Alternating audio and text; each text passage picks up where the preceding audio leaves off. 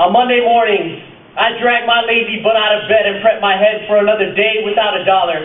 Wrap my words in compassion to create scholars out of students hungry enough to meet me in the middle. And then there's Lawrence.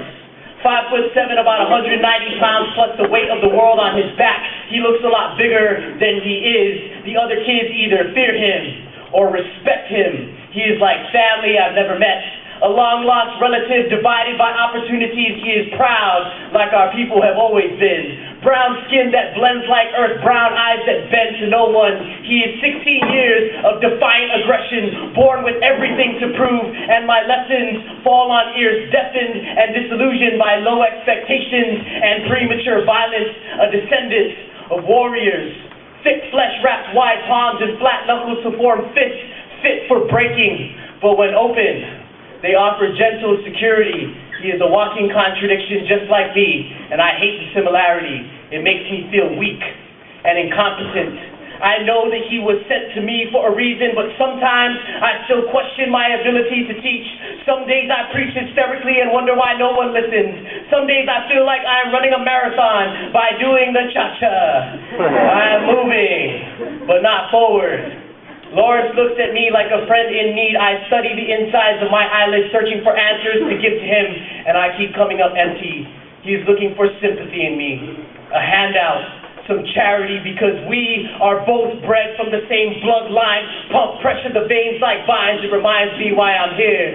I want to help him. Plant hope inside his ear, like a seed that he can hear, to remind him that we were more than just warriors. We are the oldest civilization in the Pacific, but sometimes explicit screams louder than dreams, and my patience is busting at the seams. He is as stubborn as a hangnail, playing hangman with butterfly knives and grand bags of weed, stuffed in deep pockets with shallow vision and half-baked ambition. I'd be a liar if I said I'd never packed a weapon or gotten high when I was his age. My rage snaps like guitars under the weight of heavy metal thunderclap, and just like that, we are identical.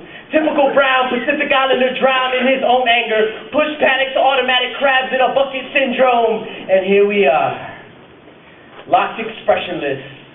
I second-guess myself twice and give advice that I have never listened to. I've fallen face first flat into fallacy just to see the bottom. I've gotten caught up in my own racial profile more than once, and I wonder what gives me the right to give this young man even just a little bit of advice. Besides, these days, I'm not too big to admit that I'm a piece of crap just like the rest of them. I smoke cigarettes and teach poetry like a hypocrite, a part-time participant at example setter when it's convenient. These students need me like Ozzy Osbourne needs a double dose of heroin. I am not the answer. Just another problem with problems overflowing like garbage from the idiot tube when our leaders lube their nuclear weapons in preparation to screw the world. What makes me any different than them? But what I do know is that someone stood up for me so that I could return the favor. Because if no one ever taught me how to stand up for myself, like I had a forest fire underneath my anus, I would have stopped, dropped, rolled over, and died a long time ago. So Lawrence, I may not be the role model that you need, but I will carry you barefoot across the desert in search of a heater, because I am more than just your teacher. I am family. And you are not heavy. You are my brother.